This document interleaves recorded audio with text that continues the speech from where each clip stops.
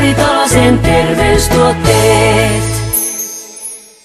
Lepikol saa suoliston toimimaan säännöllisesti ja auttaa samalla immuunijärjestelmää ylläpitämään luonnollista vastustuskykyä.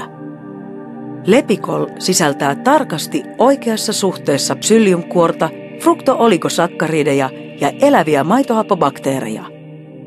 Psylliumsiementen kuori muodostaa nesteen kanssa pehmeää geeliä, joka auttaa puhdistamaan suoliston seinämiä ja mutkia.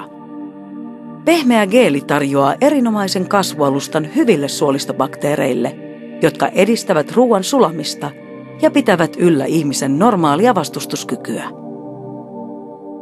Lepikol ei maistu eikä tuoksu miltään, ja sitä voi nauttia vaikkapa veteen tai mehuun sekoitettuna.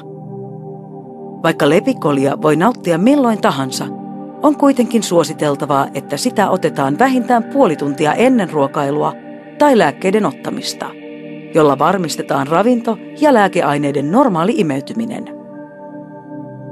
Päiväannos aikuisille alussa on 2 kukkurateelusikallista jauhetta 2 päivässä. Muistathan nauttia runsaasti nestettä. Lepikolia voi käyttää turvallisin mielin jatkuvasti ja se tekee hyvää vatsalle. Lisätietoja Lepikolista osoitteesta www.biovita.fi.